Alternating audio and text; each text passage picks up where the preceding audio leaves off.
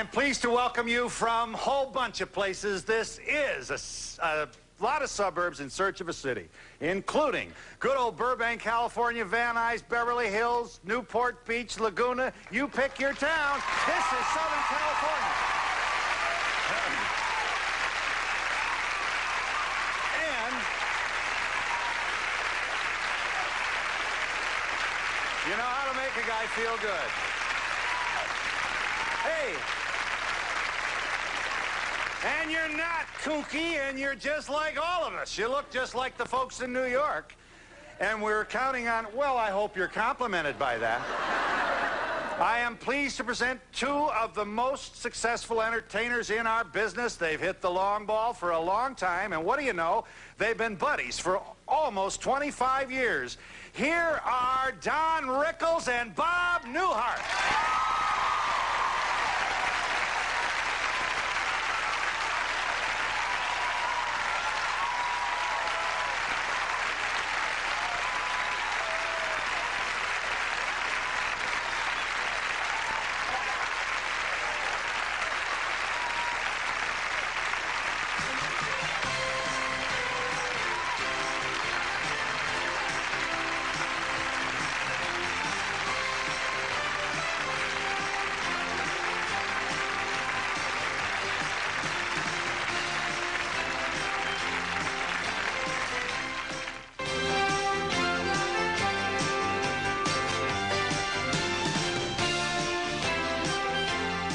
You've been pals for almost 25 years.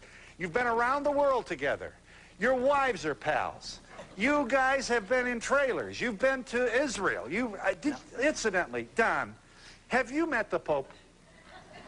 Why?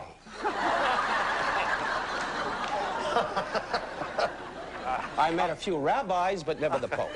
I would be honored if I had met the Pope. No, Bob had... Well, we did meet the Pope in a way. I don't know if this is the time to tell you, but it was at the Vatican. We were on a trip to Rome, and Bob and a fellow friend of ours, Carol O'Connor, said, listen, I have influence that you guys can see the Pope. I said, the Pope? Wow, this is terrific. The Pope, the holiest man in the world. This is wonderful. And Bob's a devout Catholic, and I'm a Jew, and I remind him of that every single day. And we both were in Rome, and Bob said, okay, Carol O'Connor called and said, so-and-so, Father so-and-so is going to take us to the Vatican to see the Pope. I've pictured 7 of us sitting around with a cigar and a cigarette saying, Holy Father, what's new? You know. And we got up that morning, and I said, Bob, it's time. We're ready. We have... And he said, well, let's get some sleep.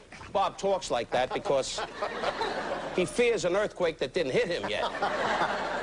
And to make a long story short, I had to wake them up. We went to the Vatican, and there was 1,500 people in a packed auditorium. There was a little man on a litter, 70 miles from us. And we went, Holy Father! That's how we met the Pope.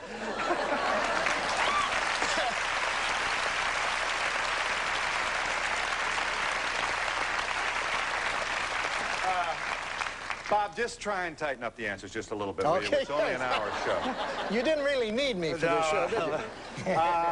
Well, there's something going on here. I mean, obviously, you guys must be good for each other to be traveling like this. How'd this happen? I mean, you remember? Did you work together, or what? No, actually, what happened was that my wife, Jenny, knew Barbara. She was a secretary for an agent, and she was going with the agent, so she knew Barbara. So Don was in the... we were in Vegas together. I was in the main room, and Don... True. And Don was in the lounge, so Jenny called Barbara, and she said, why don't we get together with Don and Barbara? You were married, both of you, at the time? Yeah. No, we were single, working the air. All right, I've just yeah. So, Jenny called Barbara, and Don, at that time, was still one of the big spenders, invited us to have dinner at the cafeteria at the Sahara. So we did, and Don was saying, oh, and at that time there was just Mindy, and I think we had Rob and Tim. And Don was saying, oh, Mindy, and gee, I hate to be away, but you got to be on the road. And as we were leaving, we were going to see Don's third show in the lounge, and Jenny said to me, she said, he's such a sweet man. He's such a lovely man. I said, well, honey, it may be a little different once we get into the lounge. So we got in the lounge, sat down, and he said, I want to introduce very good friends of mine, the stammering idiot from Chicago, Bob Newhart, and his hooker wife from Bayonne. And it was love ever since. Ever since. Yes, whose hand did I see over here? Somebody. Yes, ma'am. This question is for Don. Why do you hide your feelings for... You're so patriotic. Sometimes it comes out in your nightclub acts, and sometimes it doesn't. Why do you hide that? Why does he hide his patriotism? Yes, You took the words right out of his mouth. This is what I've been waiting to ask him a lifetime. He can be so funny and then yet bring tears when the end of your show, you can end... The end of your show, you say things about our country, and I saw you. Yes, he does. You liked him, didn't you? He's good. I did. Yeah. Yes, well, I was in, unfortunately, World War II as a sailor, and I say these patriotic things in case they want a man over 60 again, I don't want to go. Yes. I was wondering, Don, how you got interested in your particular brand of humor. Well, I'll say one thing. Compared to the young people that are coming up today, I'm a priest. This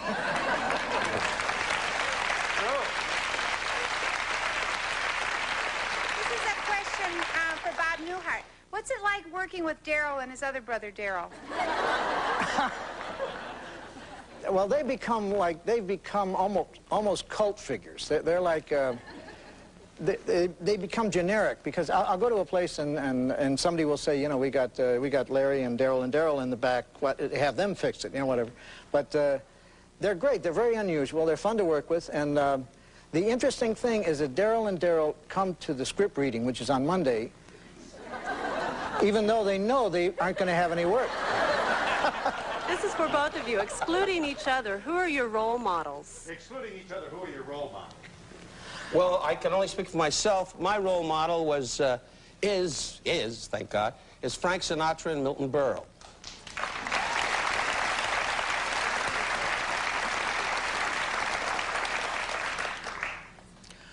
Ferdinand Marcos, I guess. No, I would say Jack Benny would be mine. I'd like to ask Don how he developed the phrase, you hockey puck. I really don't know how that came about. I think in my days in Miami in a little tiny club, I called a guy a hockey puck. He passed it to 3 other guys in Brooklyn, and it skyrocketed. Yes. Are Larry and Daryl, is Daryl and Daryl ever going to talk at all before the show's over?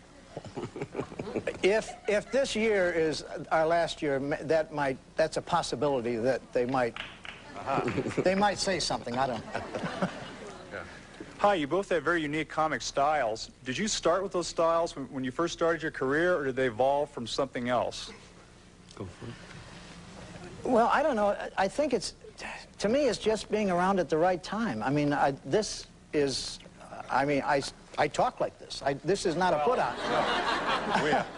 Didn't you have a buddy? Didn't you have a double act? A guy by the name of Gallagher you worked with in Chicago? Gallagher, yeah. You must have been 14 years old at the time, right? We did a kind of a poor man Bob and Ray kind of show, and actually on the real live radio, or on radio. We were in Northampton, Mass, Jacksonville, Florida, and Idaho Falls, Idaho. It's true. In 1958, something like that. And we charged $7.50 a week for five-minute comedy routines. And at the end of 13 weeks, one of the stations stiffed us, never paid us. And 2 wanted to renew us, and we wrote them back and said, thank you very much, but we can't afford to do this show anymore. I mean, it was costing us more in tape to send it out than we were getting it. And he became a big shot advertising guy, went into straight real work. Yeah. Obviously, this was the origin of your one-sided conversations, etc. Well, it is, yeah. There always seems to be somebody there. Now, your pal is your pal, Long Island. Right. Can't be all bad. Your father was an insurance man and a dry goods guy, what? No, he was an insurance man for Metropolitan Life. Uh-huh. And he was a great salesman. Yeah. He must have made him laugh, too. I mean, you must remember, huh? He was the kind of a guy, the best way I can explain my dad was, rest his soul, was he the kind of guy, Phil, he'd put his arm around a lady and never be dirty about it. I think I know that kind of person. We could use more of those folks. Thank you. You had how many in the family? I was the only child, and my mother knew that every morning because she put on her patent hat and woke me up. But you didn't. You had a good childhood. I mean, there's no, you know. I did. I was backed against the radiator a lot, and she went, "Why?" You were a good student? No. No. All right. I was the president. I'm not proud of that. I was the president of my high school and had trouble spelling cat. Now, here's everything I know about you. This kind of humor, as to which the person in the audience referred a moment ago, didn't you have to work to a bunch of guys off the ship? Yeah, where's the broads, you know? Didn't you? And you went out... Weren't you one of the guys? And you went out and took him on and started coming back, and you killed him. Well, that was because out of, as Bob knows, in our business, in our time, when we stood out on the stage, you know, television and improv, there was no such thing. I worked in, Bob came out of radio and television, and I came out of what they call strip joints, for the lack of another word, where they had 17 girls with a fan, and I used to stand in the back being single and go, and we had these shows, and out of frustration, I did impersonations badly, and I had an act that wasn't too funny, and I started to talk to the audience, and the sailors would yell up and say, "When are you going to get funny?" You know, the old cliches, and I would tell them, you know, "How would you like it if I suck your neck?" You know, and all of a sudden that became very funny. As you can see now, it had trouble. Yeah. It took a while. Now, just a couple other things. You'll pardon this, once again, this preoccupation with comedy. I'm impressed with the fact that you guys have hit the long ball for so long. And in your private lives, I mean, you're storybook guys. I mean, married once, loyal, faithful. I mean, this is going to be a long show for me. We have no scandal at all here.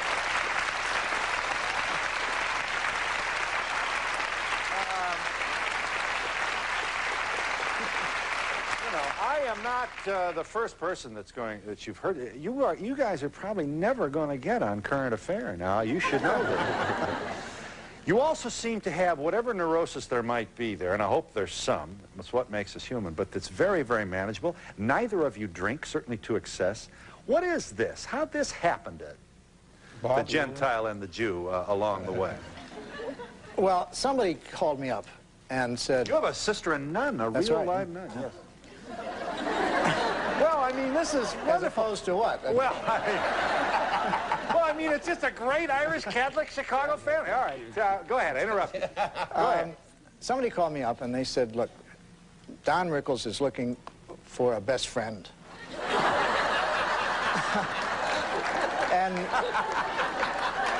and none of us want to do it with you.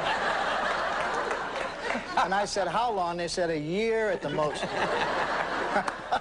But we're so opposite, you know, that he makes me laugh and I make him laugh. That's why we're friends. I don't... Also, part of the question you asked is that humor has an awful lot to the duration of a marriage.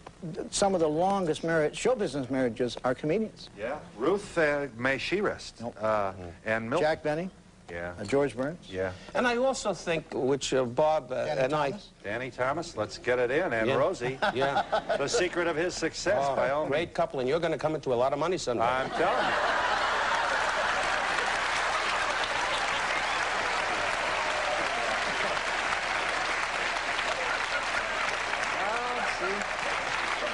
If you reward this, we get more of it, and I'll have to take it out of the Phil, tape. what I was saying, though, the basic thing is, between Bob and I, being, as I say this in my performance every night I appear wherever.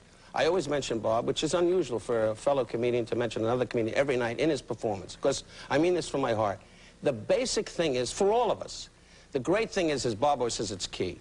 When the wives get along, that is a great secret to becoming great friends. Yes. And Bob's wife and my wife are like sisters. Jen and Barbara are like sisters, really. They love each other dearly. Bob and I were raised, two American guys, two different worlds, and yet we became great friends. But the basic thing is that we both have the same values. I really believe that, and I know it for a fact. We both believe in the same basic things. Yet we can make each other laugh. We can be annoyed with each other. Most times I'm annoyed with him. But not really. But that's the whole thing. A ship doesn't run every day. We don't get up in the morning and say, is Bob up? Is Don up? I'm off to see the wizard. It's not like that, you know. Now, do you split the bill right down the middle on vacation, or does, I had the a la mode and you had the pie with No, that's his bag. He will tell you the honest truth about our trips when it comes to handling everything. He's a CPA. Oh, No, you kidding? I'm not a CPA. I'm the luggage watcher. CPA, you had to pass the test. I just had a degree in accounting. That was all. Well, you're close. So I'm in charge of the money, and I reconcile it at the end of the trip. And it's good because Barbara is very efficient. We flew one time. We were going to Venice, and we landed in Heathrow in London. And Ginny and Don were just sitting with the luggage, and I was converting American dollars into lira, and Barbara was checking on plane flights, the connections and all that. And we both came back, and they were both sitting there on the luggage. And I said, you realize if we got on a plane and flew back to L.A., they would still be sitting on that luggage? Yes. Hi, I was wondering if you're ever going to do a show together. Well, they have. We did, yeah. We did. Well, you've done several things Well, together. Bob is the kind of a guy, he's an investigator, and he's a kind of a guy that really is devoted. He's a fine writer. I'm pretty much a gypsy. I say, what time do I show up? If the right property came along, I'm sure we both would be delighted to do something together before the light goes out. Yeah. This is for each of you. If you weren't comedians, and thank God you are, what would each of you have gotten into? Have you ever thought about that? I would have been a bag man. No, I never thought other than being a comedian all my life. I think I could have been some sort of a social guy in a hotel, greeting people, whatever that kind of job is. But I was never good at business. I was always good at meeting people. So I can't say that I would, other than being a comedian. Bob could have been running the country, but that's a whole story. You thought about it? I probably would have been a teacher, I would think. Yes. I don't know. Good for you. I'd like to know if either of you have children, and if so, I bet their life was pretty exciting. Well, we both have children, as we said at the beginning of the show. I have a daughter, 23, and a son, 19, and they live their own lives, and they live it well, and I'm proud of them. And Bob has the same. I don't want to speak for Bob, but I can say, knowing his kids, because I'm Uncle Don, and vice versa, and he's Uncle Bob, and our kids are very well adjusted. You kept them off you kept them out of the old spotlight, didn't you? Well, my son hides. My daughter wants to be an actress. She gets up in the morning and goes, listen, Dad, showtime. No, I'll hear about that. That's a joke, honey. Are your wives here now? Pardon me? Are your wives here now? No, they're in Europe. No. Sitting on a luggage. Hi, Bob. I've always enjoyed your telephone routines. Can you tell me how they got started? Well, I didn't originate them. I mean, one of the first records ever made was George Jessel did a routine called, I forget what it was now, talking to his mom on the phone. And then Shelley Berman, of course, before me, did telephone routines. They're just some routines that lend themselves to, because I'm not really saying anything funny. I really am not. What you're laughing at is what is unheard, which the other person is saying, because I've had to put it down on paper, and when you look at it on paper, it's not funny at all, but thank God. Yes. Bob, I love your show, but I miss Suzanne Plachette. Did she turn the roll down? Oh, thank you. Susie will be glad. No, there was, when I first started thinking about coming back to television, after being off for like 4 years, we thought, maybe we'll pick up the old series where it left off. But Susie wanted to do a play in New York, and the more I thought about it, that it was kind of too easy to do it that way. You know, there's more a challenge to start with a whole new concept and see if it works. I don't know. Yes. How do you get along with the people on the show off screen? Well, that's obviously directed at me, since he doesn't. I had many shows, but they... We're a family. You have to be a family. You're with them 8 hours a day for 8 years now. I mean, you've got to be a family. Bob, after seeing the show that was aired last week, are you sure you never wanted to be a nightclub singer? I missed that one. We have, don't we have that? I do. It's not ready. You wait. All right. Okay. This is. You still bring it home, kid. I mean, I'm talking about Mr. Television every week. You may be the longest-running person in that particular vehicle. That is to say, comedy situation. No. Huh? No. Who? Lucy. Not even close. Oh, all right. Okay. Well, that's stratosphere. Let's talk about mortals. Okay. Yeah. Don, I've seen you do drama before. Have you ever gone for any more dramatic roles, or have ever thought about going up? Because you're very good at drama. Well, thank you. I have a picture coming out now with Lee Majors and Abe Vigoda. A picture... That's what I said when I got the part. And it's called Keaton's Cop, and we shot it in Galveston, Texas. I don't know if you've ever been down there, but it's great. I have an uncle there, but he's wonderful. He just sits around going, why am I here? Anyway, but we had a good time doing it, and it's a little different for me, and I'm delighted to, when I get an opportunity to act, I enjoy it. Here is Brother Newhart on his program. The script apparently, it's an amateur night, and you won't go. And everybody's saying, come on, come on, and everybody gets up and tap dance, does something, plays the bones. You are not moving. Finally, you just say you're not doing it. You're much to the disappointment of everybody. You feel a little guilty about it, but you can't get up in front of a... That is not the other... Yeah. Yeah. Isn't it this the one where he gets up and he's... Everybody has gone. Everybody has gone. Great staff. Oh, my heart. Listen. They're having an argument, and this is coast to coast. Yeah. Well, Peter, in order to pick up $50 a night, sings at this club, and we're forced to go there, and it doesn't go well for him at all. And they leave, and I'm sort of tagging behind. The place is empty. Bob has not, apparently, wonders if... Here is a man who's delivering. This is as fine as it gets. Here is a wonderful, wonderful moment. No writer could do this. Bob Newhart delivers.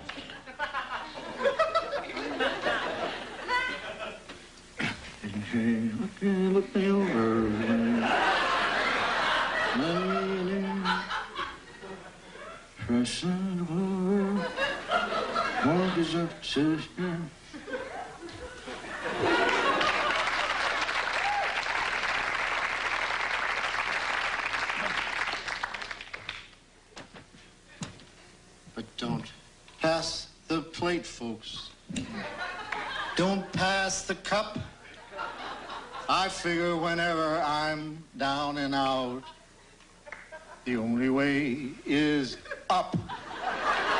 And I will be up like a rosebud high on that vine. Don't thumb your nose, bud. Just take a little tip from my end. I may be a little bit short of the elbow room,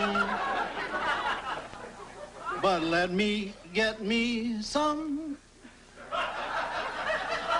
And look out, world, I say, look out, world. Here I, ching ching chong, ching ching chong, chong, ching ching chong. Here I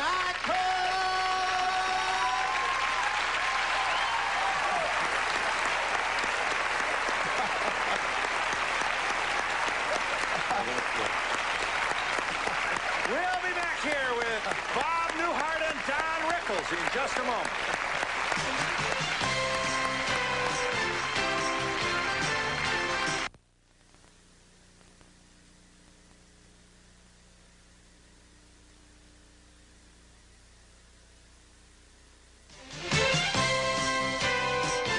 Transportation furnished by TWA.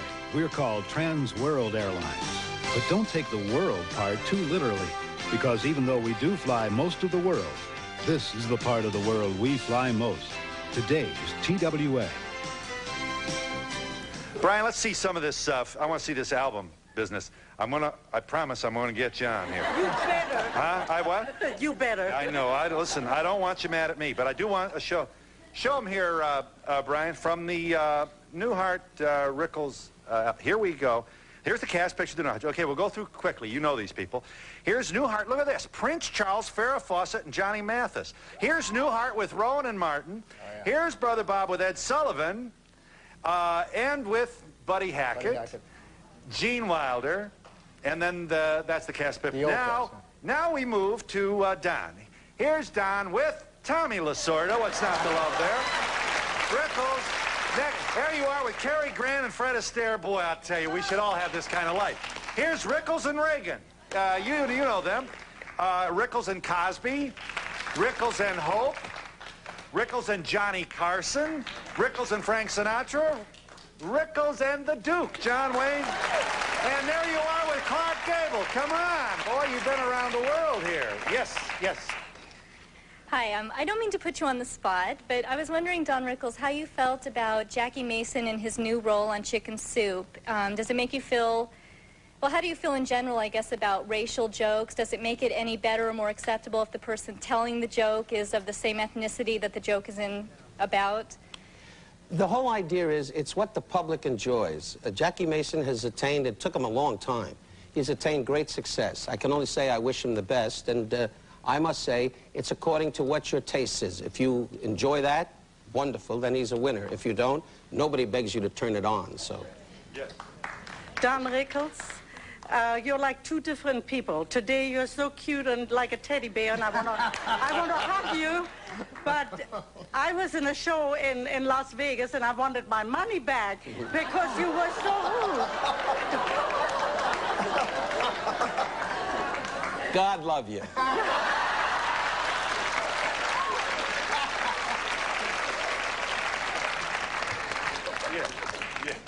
Yes. I was wondering, where did you get the inspiration for the carpet commercials? Now, I did not plant these people in the audience, huh? A great deal of money. Yes. Now, I know, Don, you've caused a lot of embarrassing moments for a lot of people. What was your most embarrassing moment? Well, I think the most embarrassing moment for me off the top of my head is I went out on the stage with Donald O'Connor, and I have a thing that I do with Bob. I did it on his show when I was his guest. At the end of the show, I kissed him on the lips.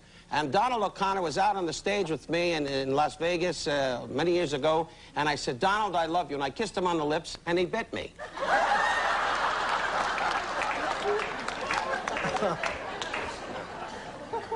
Will the two of you be performing in Vegas together? Well, you answer that, Bob. I don't see any plans. Bob's schedule is so difficult with his television show, which is going better than ever.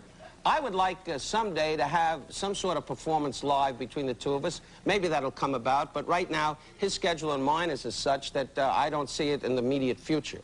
Yes. Bob, you are such a darling, but if you were my husband, I would be so angry because I want to see some temper. You just seem, I mean, if I yelled at you, I mean, I want to see a fight, okay? How are you with your wife regarding that? Show us a fight. No, I have a temper. I just... Tell the truth. Tell the truth. I tend to stifle it, but then it's like a volcano. When it happens, it's not a pretty sight. Yeah. This is for Bob. Don Rickles has such a sarcastic sense of humor. Being a good friend of his, can you tell us a sensitive part of him? Oh, well, Don, no, he's very sensitive. He's very active in charity work, and if he ever thought that any of the people in the audience was offended by anything he said, I mean, no, he really... I saw Don one time. This is the truth. He would call that person up the next day and say, oh, gee, I'm sorry, I hope you understand, that's what I do. And I saw him one time, there was a guy sitting in the front row at the Sahara.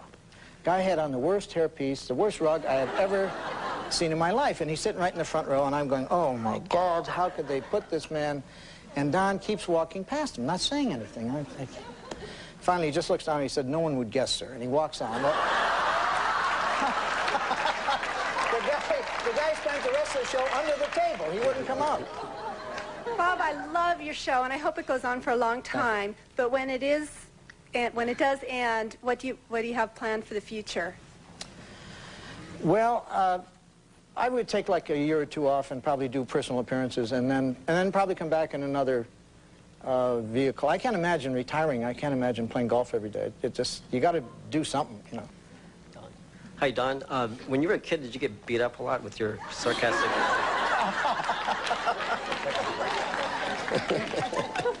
Not really. I had Blue Cross. You weren't, this aggressive thing didn't happen to you till early adulthood. Do I understand that? I was in my 30s before I started doing this kind of thing, whatever I do, picking on people and making fun of everybody. It happened as the camera gets in my way. Yeah. It's all right. I want your name. You're going to look for work. No, I'm kidding. He's all right. Find his name. There he is. There he is. But it really happened later in life out of frustration of not having an act, so to speak, and for many years of standing up there and talking to the people, it became a performance. You did not marry till you were 38 years old. That's correct. I was lonely. You were... No, I must say that I married the best lady in the world for me, and our marriage in March will be 25 years. So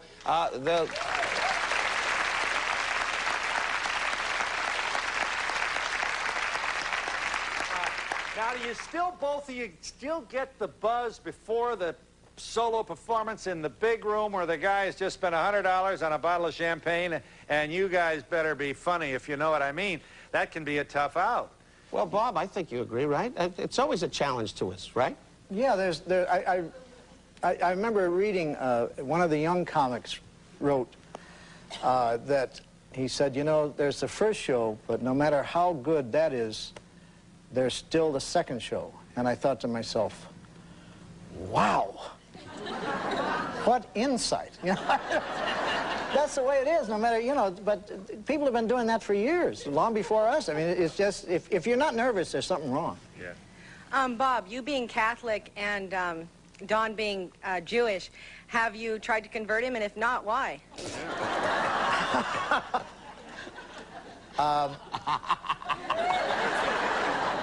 I had a letter from the Pope saying, one time, because... Tell them when we went to Israel. When we went to Israel, I said to the Israelis, take them to the birthplace of Jesus. Did I or did I not? That's right. And the Israelis kept saying...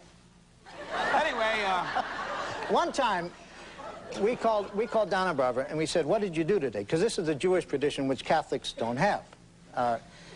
Don said, we went out and we picked out our plots. Oh, yeah. And I said, what do you mean you picked out your plots? He said, well, we picked out for Mindy and Larry and Barbara and I and Eleanor. And I said, well, you know, Catholics don't do, wherever you drop, that you find the nearest thing, whatever, and that's where you go, you know. He said, no, in the Jewish religion, you buy your plots ahead of time. And I said, how many plots did you buy? And he said, 8. I said, 8? Why'd you buy 8? There was only 7 of you. And Barbara said, he didn't want anybody next to him.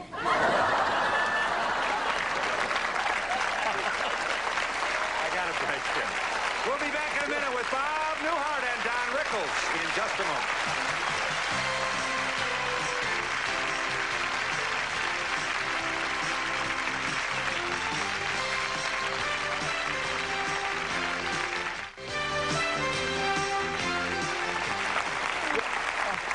Hi, this is a question. I have a question for Don. Don, what is of the new comedian? Here I am, over here. Look over your shoulder. George Shearing. How could you miss? Of the new comedians today, who do you have a favorite? What is your... Well, I wouldn't like to mention a favorite. I think there's a lot of talented young people out there today, and it's so competitive, it would be unfair for me to say one particular person. I think there are a few, in my personal opinion, that are outstanding, but there are a lot of youngsters coming up real fast. Yeah. I have no... Roseanne is a star already. She doesn't need my support, as she told me. She what? Yes. This is for both of you. What words of wisdom would you give to any new upcoming comic or comedian? Be funny. Gee, I don't know, just... I'd say get a day job. It's very, very tough to say to become a comedian. I think you have to start out in acting, as Bob did in radio. He did all those radio years, and I did in the American Academy of Dramatic Arts, learning a little bit about what this is all about. And then you go out there and you throw your best shot and hope and pray with a lot of luck and talent, and if you're really lucky, you make it. It's a very tough, competitive business. Yes. Bob, a question for you. When you've been on a series for a few years, do you find the character gets a little more sarcastic, a little more complacent towards the end? No, I think that you have to keep it alive, and you have to find nuances and open new avenues, and that's really the work of the producers and the writers, and they've done a wonderful job. They've done an incredible job. Right. I am about to present, I don't know whether this is the first time, Coast to Coast, the worst home movies I have ever seen in my life. Now, you would think two guys, you know, television. Wait till you see this. This is us on the bus. I think you're in Jerusalem. You're in Israel here, I think. This is Israel. Yeah. All right, let's this audience see now, Brian. Let's kill the lights here so we can see. See, the problem with shooting is you're never in the film. So no one believes you actually went along on the trip. So. And this is where? This is in Israel. This is Israel. You're about to see the caves. I assumed that was Mount Carmel. These are Bedouin caves. Now watch the bus. Look at this. Watch out. Bedouin caves, and the Bedouins would actually keep their camels and their animals. The other problem with shooting the film is you never can see where you're stepping. Now there's your guide. They would live, David, yeah. They would live in these caves. And they would enlarge the caves. They needed more room. Now, watch this. Everything is straight and square. Unbelievable. Yeah. Bob, look what you're stepping in, Bob.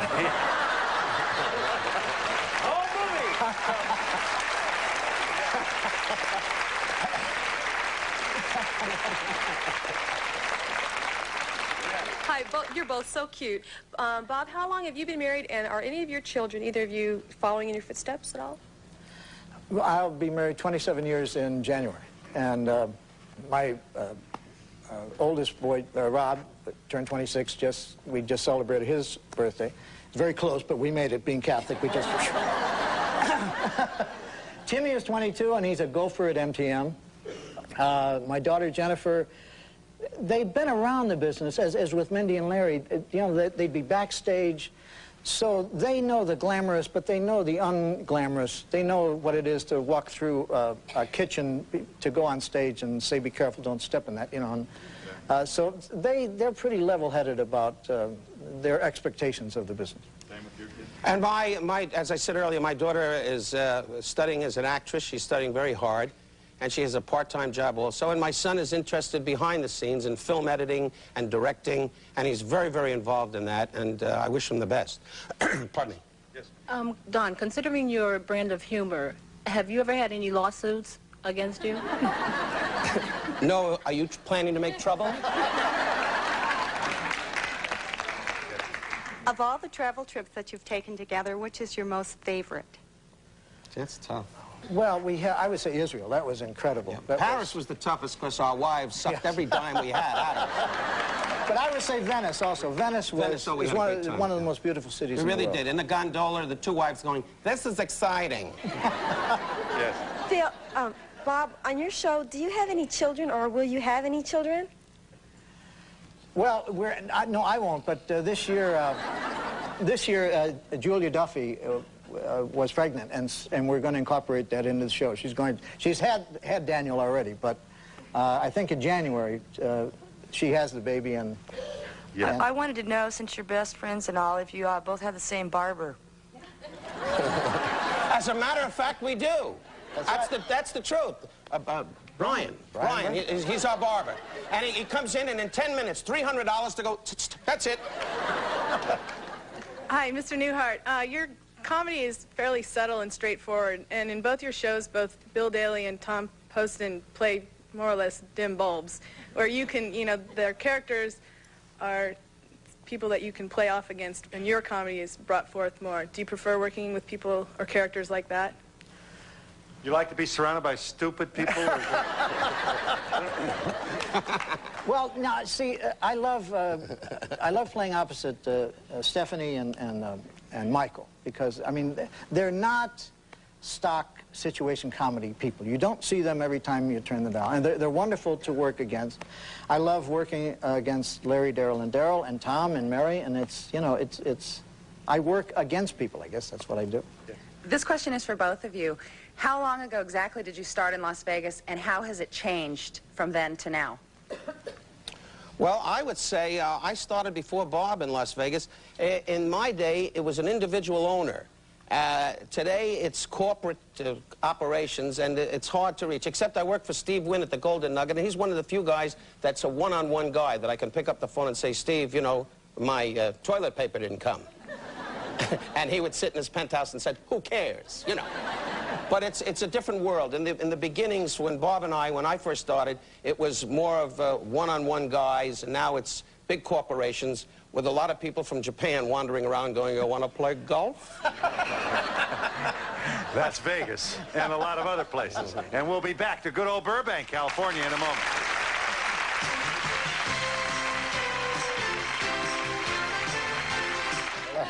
One, two, three, cheese. How are you? So many young people in the audience. Thank you. That's the great part. You know, Thank you. Sometimes you get the ladies with the shopping bags. Thank you.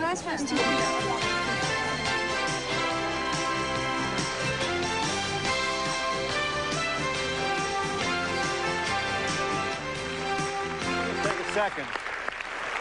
As you know, Bob Newhart starring very successfully in Newhart, which, as you know, airs Monday night CBS. That's the 10 o'clock time slot, and you own it, kid. Boy, that's some achievement, really.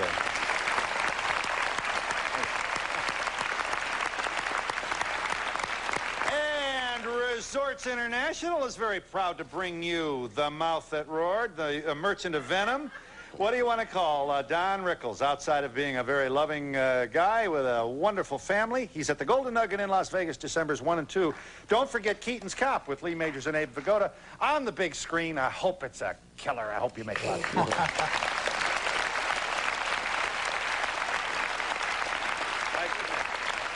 With both you being friends in the comedy business, is there ever any friendly competition?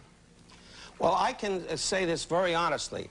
It is a rare occasion that Bob and I talk about each other in competitive ways. We talk about other performers together when we're on trips or just out socially. But I've never found an occasion when he and I went one-on-one about each other. We have always said, hey, I really enjoyed that particular performance, or he would tell me about a certain show I did, but we've never been competitive that way, and I think that's what's made our friendship even stronger. It's very funny about comedians. Other singers will rave about the last show they did was incredible, and people were lined up and standing ovations and dancers. And you put two comedians together, and they will say, I died last night. You can't believe how bad the audience wasn't. Yes, I don't know what it is. I guess if you say it, you're hoping it won't happen again. Yeah. How do you feel about having Don in the audience when you work? Say, in a Vegas... Don, it's happened. I've been in his audience. He's been in mine. And it's okay. It doesn't alter it at all for you? No, no. I become a little nervous when Bob's in the audience, really. Yeah. I find that I get a little uptight. I realize he's there to see greatness.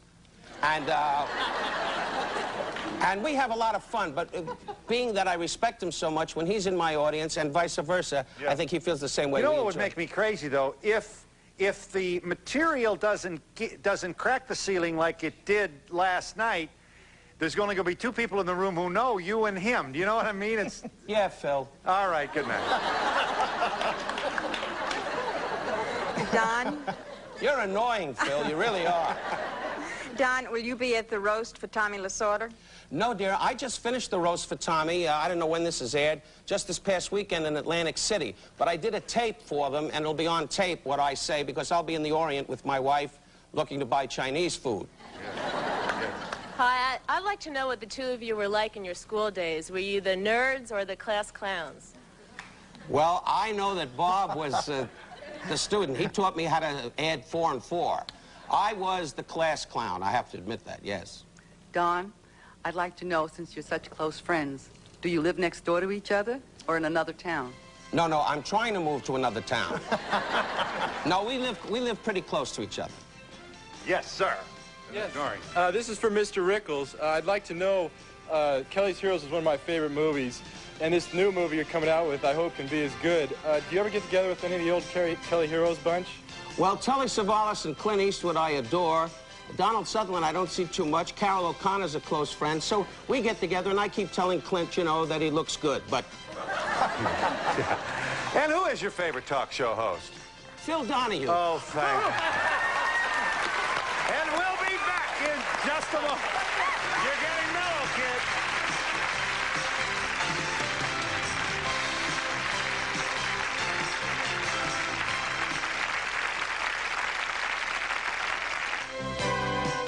For a transcript of today's show, send $3 to Donahue Transcripts, 267 Broadway, New York, New York, 1007, or call 212-227-READ.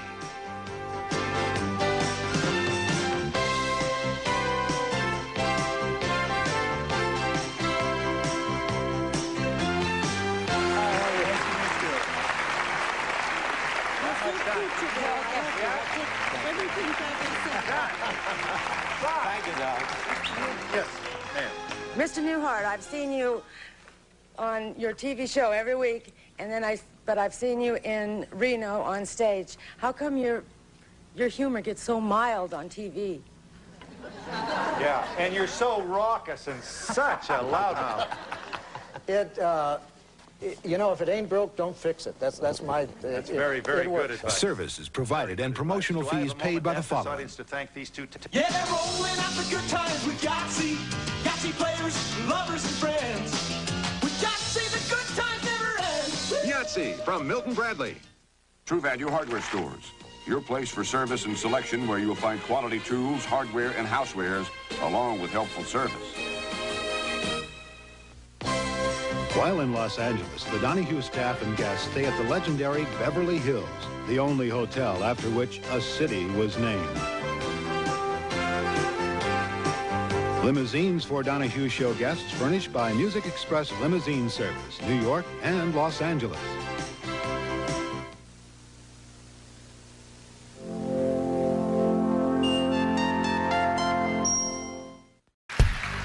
From the heart of Broadway, broadcasting across the nation and around the world, it's The Late Show with David Letterman. Tonight, Tom Hanks and music from Two Doors Cinema Club. Plus Paul Schaefer and the CBS Orchestra. I'm Alan Calder. And then, drummer and backup vocals for Rock and Roll's The Truants, David Letterman.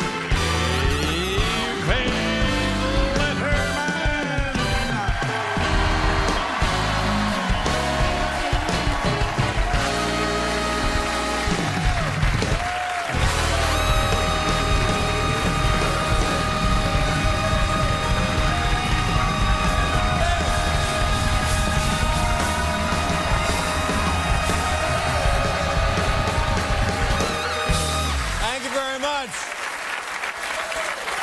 How are you?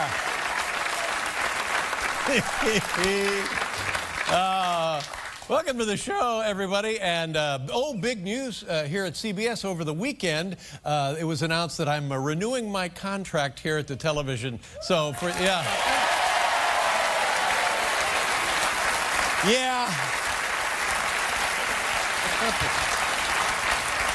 I feel like I'm lucky to have a job, first of all. Well, these days.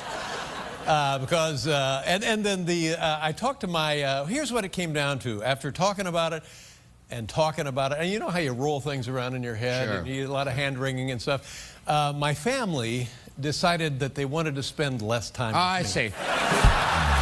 So, came down to that.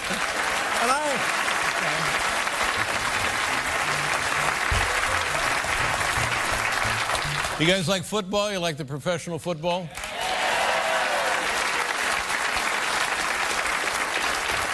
They're President Obama says the Washington Redskins should change their name. President Obama says that.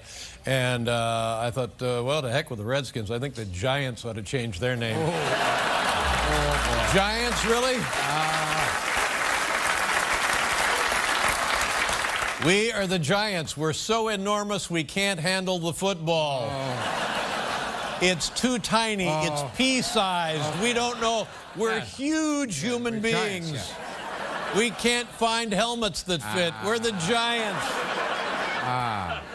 Yeah, the Giants, beginning of their season, 0-5. Luckily, yeah. Luckily, New York sports fans are pretty understanding. Here's a ticket for the next week's game. Take a look at this from the Giants. They're playing the Vikings. Look at that.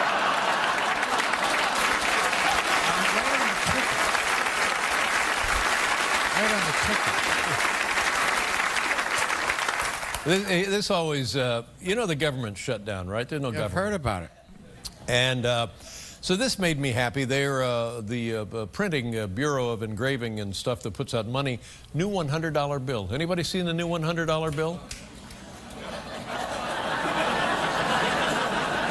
How many of you have never seen a $100 bill?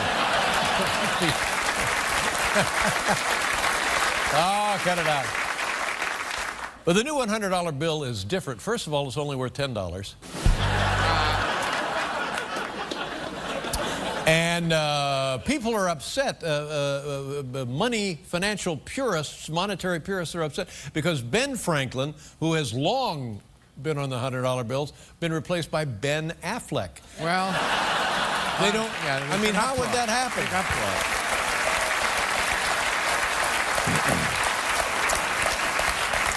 You find yourself confused and you don't understand stuff. Are you like that? I'm always confused. I don't understand stuff. But we have a segment now from CNN that should clear that up. In fact, it's not CNN, it's MSNBC. You see, I was confused about that. Yes.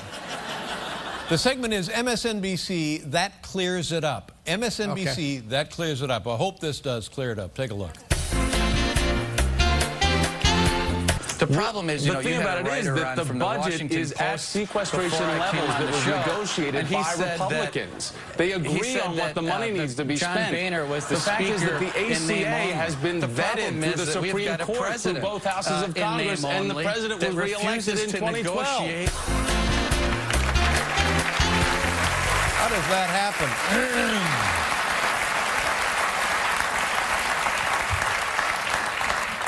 Hi, Dave. I'm a government official. Really? Is everything okay? I'm afraid not. We're going to have to shut you down. Oh, no. Why would you have to shut us down? Because you, David Letterman, are a national treasure. What?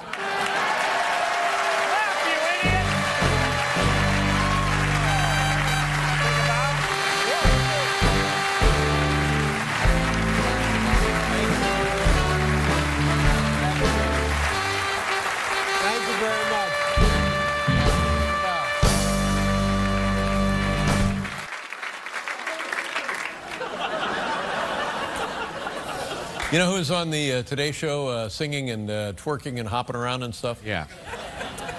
Miley Cyrus. Yeah. Well, nice to see that she's getting some attention, isn't it?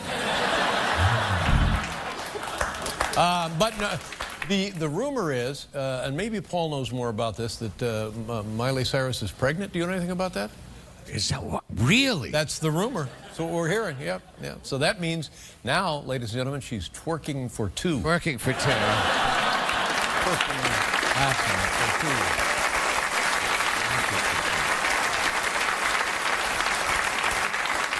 You know, we were talking about Mondays earlier, and some people are here and in a good mood, and they're on vacation, and it's a nice moment where we can put aside our troubles and not worry about the world. But this government shutdown is really serious stuff, and I don't think you realize how much trouble the United States is in. Here's what I'm leading up to. Over the weekend, I saw the president's weekly address to the public, to the nation, to the people of America. Man, it doesn't look good. Did anybody see this? Let me show it to you. This is to give you an idea how bad things are. This is the president's weekly address to America. Look at this.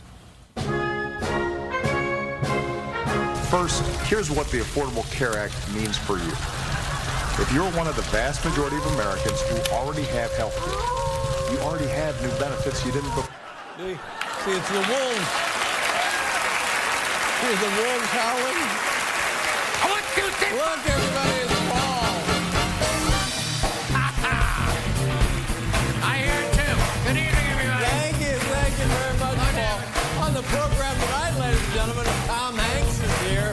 That's all you need to know. We'll be right back, everybody. We're ready to go with the top 10 things you don't want to hear from your iPhone. And Tom Hanks. Tom is here to promote his new film, Captain Phillips, about the inventor of the Phillips head screwdriver. The Late Show, sponsored by asthma.com. Talk to your doctor. Coping isn't controlling. Get up! I want to take it to the bridge. Oh, yeah.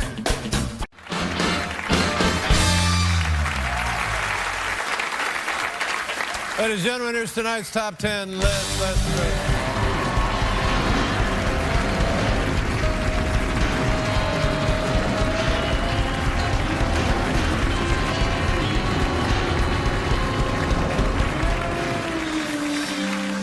Category tonight, top 10 things you don't want to hear from your iPhone. Now, this is a stupid story. This is the kind of thing, it's like sticking a hot rod up my nose. I don't like stuff like this. Now, listen to this. Oh, guess what? You know, you get these iPhones, and you press a button and a woman will talk to you. Sure. Well, the identity, and the woman's iPhone name is Siri, S-R-I. That's the name of the gimmick on the phone. That's right. The voice of Apple's iPhone has been revealed. Oh, that's a big story. Oh, wow. I mean, I don't know if I can. That's right. My heart can take I know. Paul is exactly right. Yeah, because no, because her identity has been revealed. No one cares. No one cares. Nobody cares. No. I mean, it's like they had her deep inside the cavern in the Alps. Oh, she must be sedated, sequestered. Her identity never to be revealed. Oh, but it got whatever you do, don't reveal. What is this? WikiLeaks? Did WikiLeaks? Did they leaked her identity, didn't they? Now somebody needs political asylum. Steve Jobs is rolling over in his grave, ladies and gentlemen. Where's the respect? His dying wish: don't reveal the identity of Siri. Yeah. Well, the cat's out of the bag now. Yeah, her name is Susan Bennett from Atlanta, Georgia. Oh, well. We got a picture of her right there. Oh, that's the voice of Siri. Well, nice-looking woman. No. But don't you, when you take that gig, don't you say, well, will people know who it's me? No, nobody will know. And don't you then say, okay, I'm down with that. I guess, and if they say, and everybody will know who you are. That everybody wants to be famous. Now, I don't want to talk. I never talked to Siri in the first place. I'm now for sure not talking to Siri in the first place. I don't like the fact that now there's a face with the name. I like the anonymity of it. Oh. I like the secret identity of it. Oh, I like to pretend that in my pocket, in my pants, was a woman who I don't know.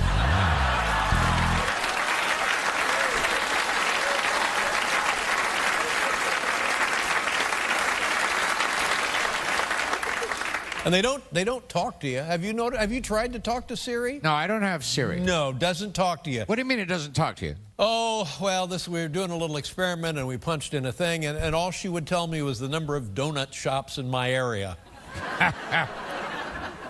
And then I would say, do you like donuts, Siri? Nothing. Yeah. She doesn't respond, really. No. Not to everything you say. Get me Susan Bennett on the phone now. Yeah, I'd like to. Find out if she enjoys donuts. Anyway, things you don't want to hear from your iPhone. You ready, Paul? Okay, sure. Okay, number 10. What do you want now? All right, you don't want that. Oh, this is an audio yeah, iPhone. we actually hear. Oh, so you don't need me at all. Oh, you don't. Oh, apparently she was kind enough to record the list for us. Susan Bennett? Yeah. What did they go to some little some crevice somewhere? A cave in the Alps, Ontario, yeah. and find her? Yeah. I had her sequestered away. Yeah. How did they find her? I don't know. She's recorded this for us. Yeah. The actual Susan Bennett. That's right. So you don't need me. All I do is read the numbers. Well, that's all. Yeah. Now, may we start over? Okay, we're honored to have her with us tonight. Yeah.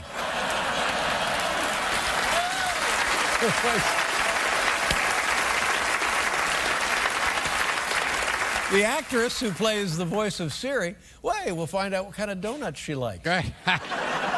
Things you don't want to hear from your iPhone. And now, ladies and gentlemen, the voice of Siri, Susan Bennett from Atlanta, Georgia. Here's number 10. What do you want now? Number 9. It's been months since you've touched my home button. Oh, that's naughty. Number 8.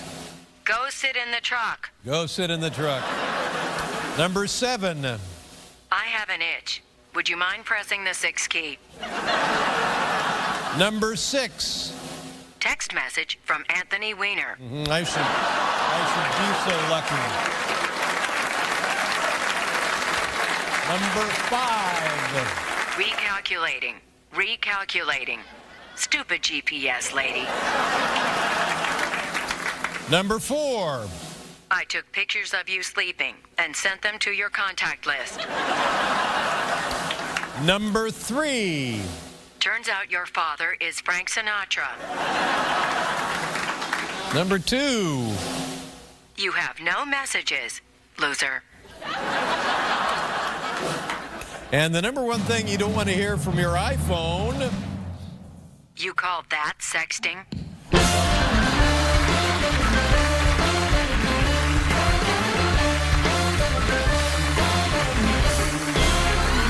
Yeah, there you go, ladies and gentlemen. All the way from Atlanta, Susan Bennett right there on your iPhone. We'll be back with Tom Hanks, everybody.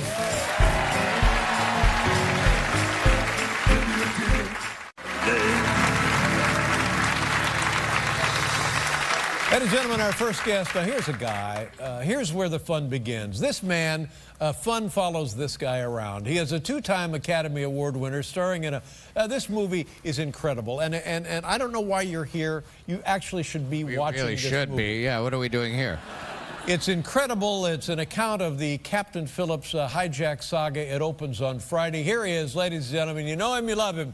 You can't live without him. Tom Hanks. My baby does the hanky-panky. My baby does the hanky-panky. My baby does the hanky-panky. My baby does the hanky-panky. My baby does the hanky-panky. Wow. Welcome back to the show. Beautiful. I was mentioning as you came across, you look wonderful. You look like a kid, for God's Thank you. sakes. I've been maintaining the temple, Dave. I've been maintaining the temple. Doing a good job. I went to the doctor, and he said, you know those high blood sugar numbers you've been dealing with since you were 36? Well, you've graduated. You've got type 2 diabetes, young man. So, well, it's controllable, and through diet mostly. You know, something's going to kill us all, Dave. Yeah. Something's going to kill us all. Well, good for you, and congratulations. Thank you. And, by the way, a nice message to others. I suffer from the high blood sugar. Had to go on a special diet myself. Well, they said, my doctor said, look, if you can weigh as much as you weighed in high school, you will essentially be completely healthy, will not have type 2 diabetes. Right. And then I said to her, well, I'm going to have type 2 diabetes. Because there is no way I can weigh as much as I did in high school. What did you weigh in high school? I weighed 96 pounds in high school. And I was a very skinny boy. And you know, most of that was that big white afro that I wore back in the 70s. Big hair. You remember the big hair, don't you guys? Oh, man, we all had it. You bet. What? Really? Even I. There you go. There you go. It was a look. Hey, congratulations on the sign up. Oh, yeah, thank you You're very going much. all the way to 2015, aren't That's you, Dave? right, yeah. All the way. All the way. Now, that's right. Look, I'm not I don't know showbiz math, but, you know, this is late 2013. Right. To me, with vacations and holidays, you signed on for another 8 months. That's what I think. Honestly, to 2015? It's fine. Man, boy, throw down the gauntlet there. They're all, you know what? Arsenio heard that, he canceled his show. It's fine. He said, what's the point?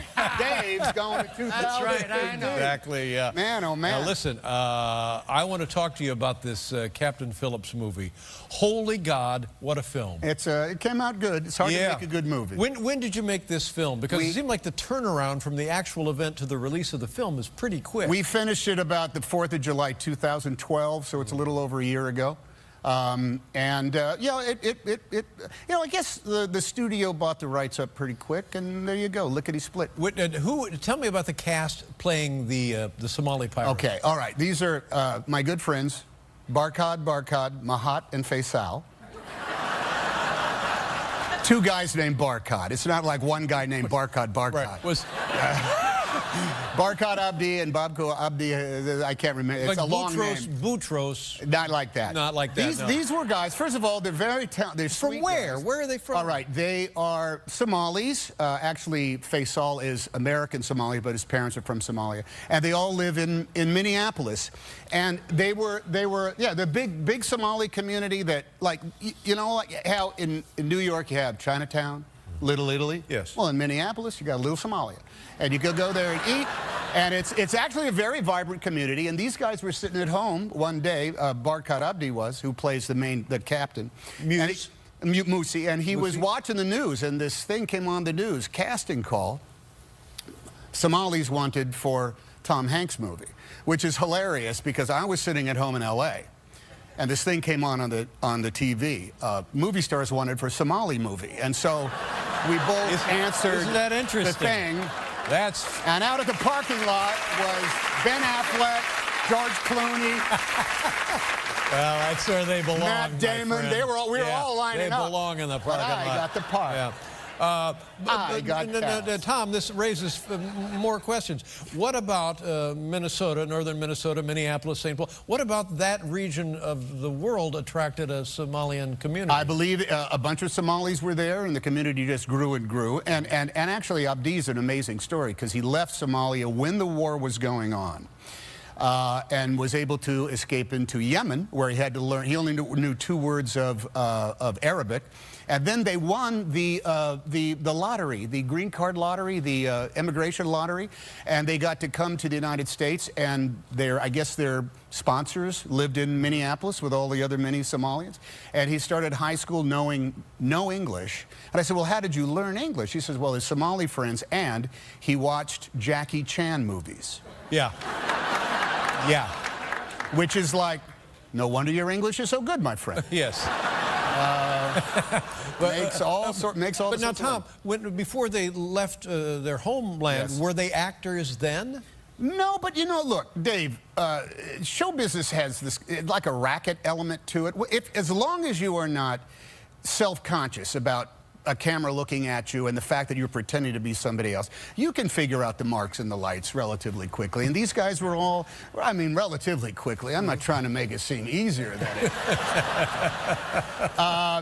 But being able to pretend you're somebody day in and day out, that requires storytelling chops. Yeah. And these guys all had storytelling chops. No. Who did the casting on this? I mean, I don't want to get too deep into the crawl, but how did they get to this movie? Just other than the TV announcement. As Paul Greengrass, our director, would say, well, there's no acting communities in London or Los Angeles anyway. So they went to where the biggest Somali community was, and that's in Minneapolis. And there are clubs and music and newspapers and media and whatnot. It's just that you and I, oddly enough, don't really read those Somali newspapers. Right. Well, speak for yourself. No, I had no idea. The scene where they all gather with great vigor on the beach, and they've been commanded to, come on now, we're falling off our quota of hijacked vessels. Yeah. Let's go, and let's go. To me, it's like you're just standing right there. Is that true? Yes. The launching of a hijacking raid? The Somali pirates is not like some glorified version of Captain Crunch. It is an international organized crime. There are big bosses that send down orders and then enforcers that go out and get the real guys that do the work, and they have to go out and try to hijack ships. And when a hijacking is successful and money changes hands, or goods from the vessel change hands, where does that money, who gets it? Is it the one guy? Is it distributed to the people in Somali who are starving? You know, as is in Richard Phillips' book, there are some shipping lines from, say, less incorporated nations or more nefarious corporations that are willing to drop a couple of $1 million in cash on the deck of some ship and to make the pirates go away because somehow they can save money.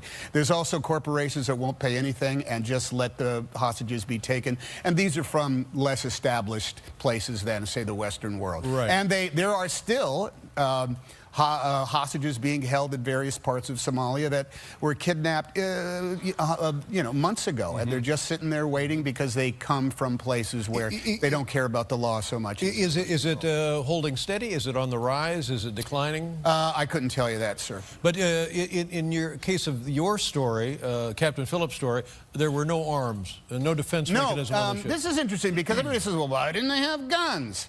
And one, it was an international law. You could not carry guns into an international port if you were a commercial freighter. And secondly, as Captain Phillips said himself, I don't think we want, guns in the guy's sea bags, because then they start solving problems over, hey, that was my French toast, that kind of thing. Right. Hey, come on, got any threes? Yes, you do. They don't, during the card games during their breaks. So they don't want to do that. And a ship this size and this fast had never been boarded because the hull is too high. These small ships could not get up. There's an interesting point of fact in the movie. These guys who come back the second time actually carrying their own ship boarding ladder. Yeah, like they went to Home Depot and picked it up, something like that. And I assume that's something they had made themselves, probably. And actually, Rich Phillips actually said, "What did you think when you saw that ladder?" He said, "I thought they'd stole it from some swimming pool somewhere." And he said, and he literally said, "They have a ladder?" With a question mark on the end of it. Now, did you get to know your fellow actors, the Somali pirates? Was it between takes? Was it a lot of fun? They always argued as soon as the take was over, but it was always in Somali. What were they arguing about? I don't know. Stuff like, hey, I thought you would have say that line soon. I was waiting for you to light the cigarette. You would eat. Hey, no, I don't light the cigarette till the next scene. Hey, guys, shut up, shut up. It's almost lunchtime. That's what I think they were. That's what I think they were saying. But I do not know. Is it possible they were planning an actual hijack? No, well... No. Jeez. Now, the other thing... You'll never know. As you got to... I'm just asking. Dave's just asking. Just asking. He's another just movie, asking. He doesn't know. Now, this is... probably has no answer to this question, but... this movie is going to be enormous around the world, and actual Somali pirates will see the film. I'm not saying that paid tickets. Do. No, not to do. But will that put the pretend pirates in any kind of jeopardy? Actually, there are many different factions of pirates, and they all are known to kill each other and steal each other's hostages and take the ship away. It's like it's been hijacked, and other pirates come on and hijack it from the hijackers. So they don't get along, the pirating factions. Does that answer your question, Mr. Showbiz host? Yeah. Yeah.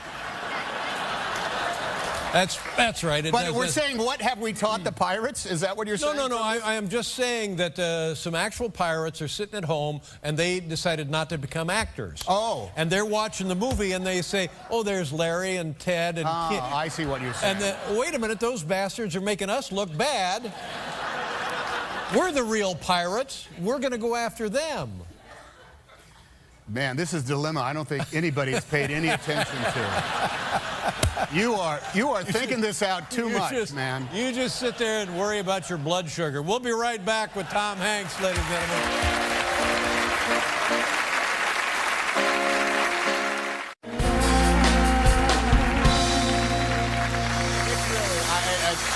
Like I said, I joke. It's hard to make a good movie, but it's hard to make a good movie. You mentioned Captain Phillips. Richard Phillips? Richard, he had this, this is how he got his wife, his pickup. Hey, hi, I'm Rich. No. See, which does not work for me. No. I can't, actually it can.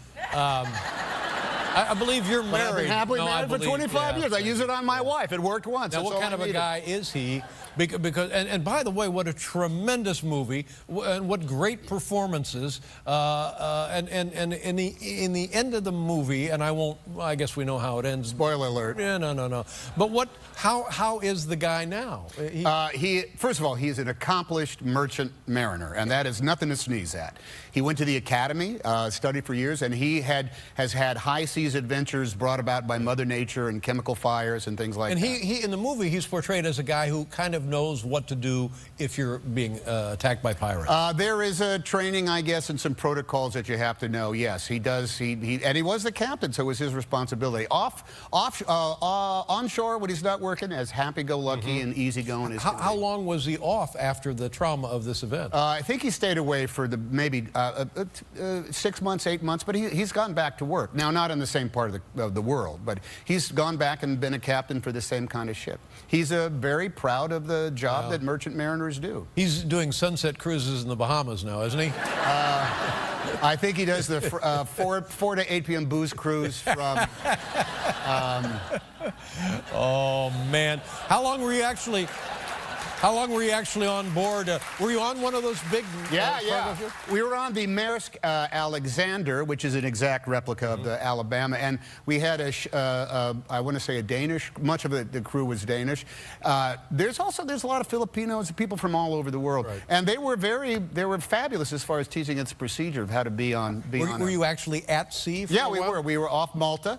We would go down. It's amazing, Dave. You go down to the port, and there's only one way onto this ship, up the gangway, and everybody signs in, and then it pulls away, and you are out at sea in 6 minutes. It's incredible how quick they turn these things around. And what was the longest period of time you and the crew lived on the ship off the coast of London? Oh, we always came in for dinner. We were done at the... No. Well, yeah. No. Well, we'd go out like 10 miles out, and you just go back and forth. You go 20 miles this way, turn around 20 miles that way, just going and going and going. And although there were some days where they said, we can't shoot because the swells were magnificent, huge. And there was one day we tried to shoot in the lifeboat on the high seas, and it was hilarious, man. We in the cast could sit in our chairs, but the guys who were actually trying to shoot the movie, they just dropped one by one. And they were just, I don't know, what you name it. We came up with a list of how, vernacular for being sick to your stomach, chukin, Fortune of Pollock. We had a lot of names. Fortune of Pollock, I thought that was going to kill, Dave. I didn't even know what I mean. Jackson Pollock was an expression. Never mind. And if you think that a tiny space that smells of paint and fiberglass and diesel fumes cannot smell worse, it can. Yeah. And was that, so that too was out in open water? We did that for a couple of days. Most of it was on a gimbal in London, which misses that sink. You get on a gimbal and it goes like this, is like a Rocco plane, but it's missing that drop that the ocean gives you. So if you could get through that. So this was a difficult movie to make, yes? It was physical. It was and stressful in ways. But after a while, man, we're all in a team, and we're trying to get it done. Yeah, it is. And even though you don't understand most of what your co-stars are saying. As a matter of fact, when I saw the movie, there was so free-form when we were shooting, and we didn't even meet the guys. I didn't meet my good friends Barkhad, Mahat, and Faisal until they stormed the bridge. We didn't meet them. And really? So you're rolling film, and that's the first time you meet them? First time we saw them, and they're coming in, and guns are blazing, and they're screaming like crazy, and they are the skinniest, scariest human beings on the planet. We all immediately felt like out-of-shape, middle-aged doofuses next to these guys. And they're coming in, and they got everything, rags and bad teeth and rusty guns. And it was so scary for about 35 minutes. And then we had a little break. And it was, I can't believe I'm making a movie with Forrest Gump. So we had that. But I love those guys even more. They were so sweet. And then all day long, this improvised stuff crazy, and I did not know what they were saying until I saw the movie and could read the subtitles. I said, oh, that's what they were saying. And they're saying things like, hey, shut up, man, I'm trying to get cigarettes off this guy. You had no idea what they were saying. A lot of go Vikings. That's what they love about Minnesota. Now, let me and here's a question maybe you can't answer, but having seen it now, I think of you as Captain Phillips. There's a, and I don't know if I can say this, there's a crucial part in the negotiation. And it's been pretty much hard line. Yeah. It's our way, it's our way, it's our way. And then there was a moment of acquiescence. And I was curious as to why they had this hardline position drawn up to that point if they were going to acquiesce to something. Do you know what I'm talking about? I don't know if I do, Dave, but... see, I don't know if I can say it without... Here's what you had. You had a rock in a hard place. The Navy SEALs did not want this to end badly. And the pirates did not want it to end badly. Everybody was hoping they were going to get away. And I think it might be a testament to what a hopeless place Somalia truly is when these guys would rather risk losing everything than having to go back and face whatever punishments they're going to meet at the hand of essentially lawless, corrupt tribal warlords. It's in that regard, there's a sort of empirical truth to it that's undeniable. There was a couple of points along the way where they could have walked away with $30,000. $30,000. Yeah, not enough. And no, not enough, because they thought if we go back with $30,000, we're going to get berated and kicked around and possibly killed. I think the code says it's got to be high 8 figures. Didn't go anywhere. I tried. I was shooting for it. There has been times. I'm going to pull myself out of this, damn it. There have been times with other ships where literally helicopters dropped $5 million in cash and the pirates took off. And between that and 30,000, it's... What a film. You know, the problem with a movie like this, you only get to see it for the first time once. And it's a great movie to see the first time. But you can see it for the second time twice. Now, wait a minute. No, you can't. Now, here's not my strong suit. Here's an inside baseball question. Yeah. You filmed this before the Broadway play, is that right? Yes, I did. Yeah. Now, Catherine Keener, a wonderful actress. Sorry. It's all right. Drives you to the airport. Yes, she does. Yeah. Which is the tradition that they do. Every time Rich goes away for one of his trips, Andrea drives him to the airport, and they talk over everything, and they go over what's worried about his older son. Yeah, and it's the tradition of their home. And she said, it's funny. Now maybe this is just a part of the book. She says, I always go to the gate till his plane leaves, and that one time I didn't, and I felt bad about it. So they always try to like maybe write into some other kind of like super melodramatic aspect of it, but this is their life. This is what they do. All it is it's a standard everyday hardship. But if you just need somebody to drop him off at the airport, it could have been anybody. Could have been me. You know, that hug and kiss would have been very uncomfortable, Dave. Well, speak for yourself. Take care of yourself, baby.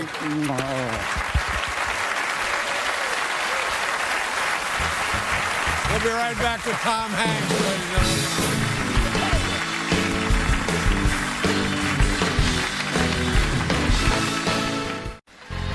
Fireman joining us again tomorrow for Dave and his guests, Seth Meyers, Michael Fassbender, and Amos Lee.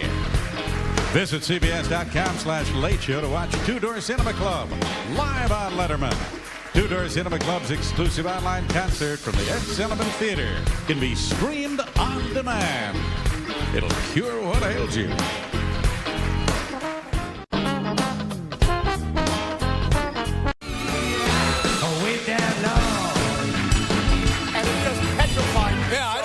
Like it. I was just getting off the chair. I was petrified. Yeah, I don't like it either. Yeah, hi. Anyway, hopes and fears. Yes, it was quite a film. Do we have a clip? Maybe we'll take a look at a clip. Sure. How long is this movie? It's 2 hours and 20 minutes. It goes by like that. It goes by like that. It goes by pretty quick, I think.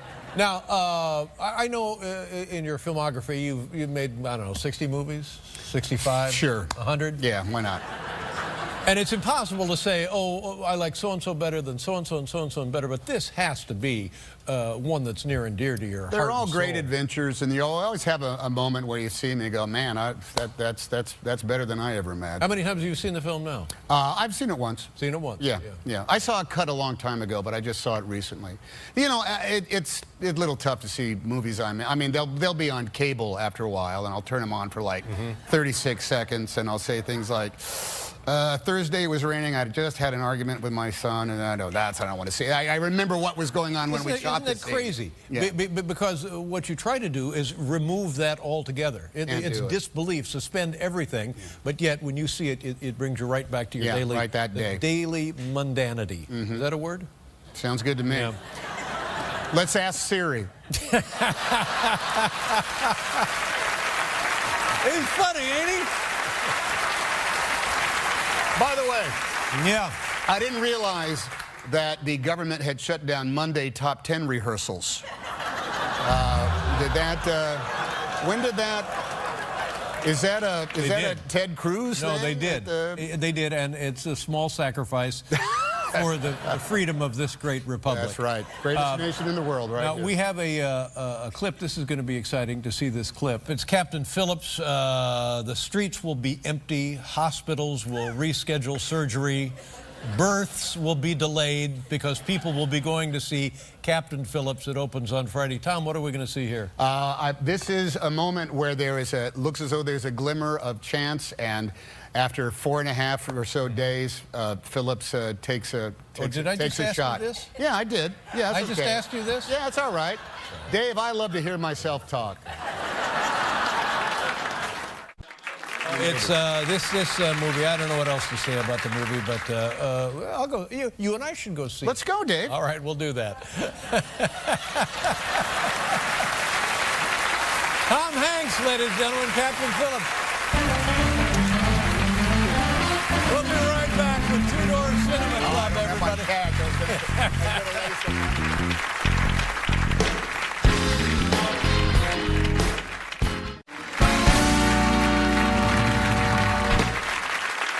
Ladies and gentlemen, our next guests are a popular band from Northern Ireland. It's their most recent EP right there. It's entitled Changing of the Seasons. That's exactly what we're doing right now. Please welcome Two Door Cinema Club. Really? Hey, there you go. Thank you, gentlemen. Thank you very much. Good to have you here. Nice to meet you. Thank you for being here. Nice job up there. Two Door Cinema Club, ladies and gentlemen, from Northern Ireland. Changing of the Seasons. Thank you again, and thank you again. Thank you for watching. Good night, everybody. You can't beat pants.